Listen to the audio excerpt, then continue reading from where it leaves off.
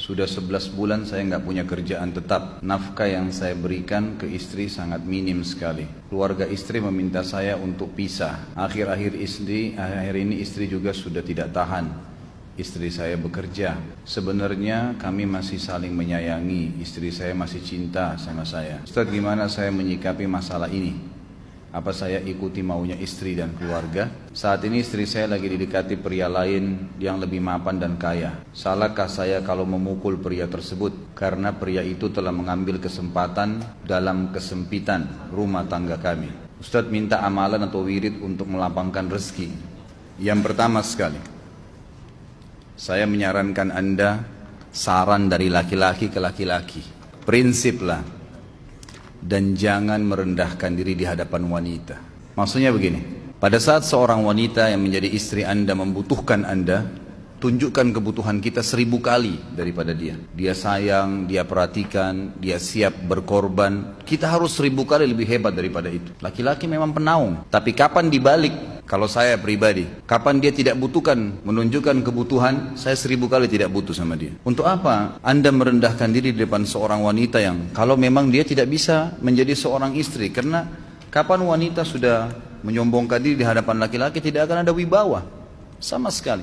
Dan selalu saya sarankan siapapun ikhwah yang minta saran saya dalam masalah rumah tangga, yang paling pertama ini saya ucapkan, saya bukan menyuruh Anda menjadi keras, bukan. Tapi saya mengajak Anda untuk punya prinsip dalam hidup. Wibawa, pemimpin rumah tangga. Dibutuhkan, kita butuh. Tidak dibutuhkan, ya sudah. Masih banyak gantinya. Dia mau ganti laki-laki lain, silahkan. Ahlan wa sahlan. Silahkan. Allah akan gantikan penggantinya yang lebih baik. Dan itu harus bisa kita punya prinsip. Kalau ini kita terapkan dalam kehidupan kita, kita akan sangat mudah hidup. Terkadang subhanallah ada pengorbanan berat. Berpisah dengan meninggal, berpisah karena masalah dosa yang dilakukan oleh pasangan kita. Jelas haram kalau ada seorang istri hanya karena masalah suaminya kekurangan ekonomi mau berhubungan sama laki-laki lain. Wanita apa ini? Cinta itu pengorbanan, kasih sayang.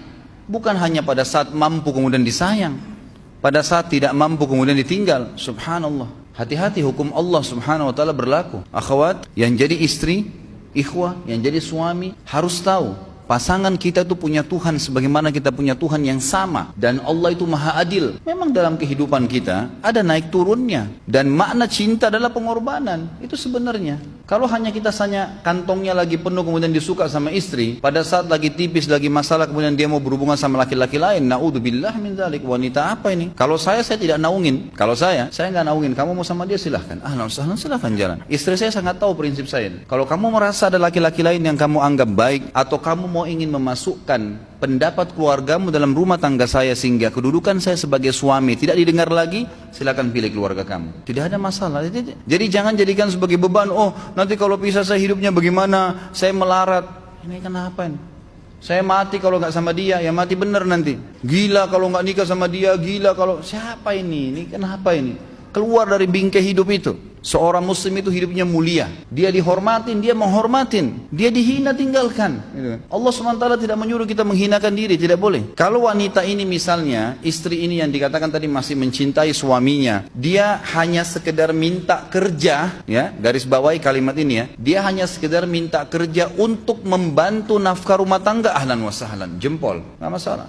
Bagus itu, sampai suaminya mapan. Tapi dalam kondisi masih status istri punya hubungan sama laki-laki lain, na'udzubillah min dzalik. Mana ghirah, mana kecemburuan positif yang telah Allah pelihara dalam diri kita, nggak boleh. Pada saat seorang sahabat pulang ke rumahnya mendapatkan istrinya selingkuh dengan laki-laki lain, tidak disebutkan apakah berhubungan biologis atau tidak, tapi yang jelas sahabat ini sampai kaget masuk ke rumahnya temukan ada laki-laki lain. Dia bingung mau lakukan apa. Dia pergi ke Nabi SAW lalu berkata, ya Rasulullah, saya pulang rumah istri saya lagi sama laki-laki lain. Maksudnya dia pandu saya harus buat apa nih? Sa'ad radhiyallahu anhu, sahabat Nabi mulia, menghenuskan pedang mengatakan, ya Rasulullah, kalau terjadi pada rumah tangga saya akan penggal dua-duanya. Dua-duanya saya penggal nih. Tapi di sini ulama bilang saat ingin menghukum kalau terjadi pada keluarganya dengan penggal ini, bukan maksudnya dia menghukum secara individu, maksudnya dia, saya ingin terapkan hukumnya Allah, dirajam, dibunuh karena mereka sudah menikah dan berzina. Hukum Allah terapkan, kemuliaan agama harus ada. Seorang istri yang mau tinggal di bawah naungan kita sementara kita sudah berkorban di bawah terik matahari, sudah bekerja,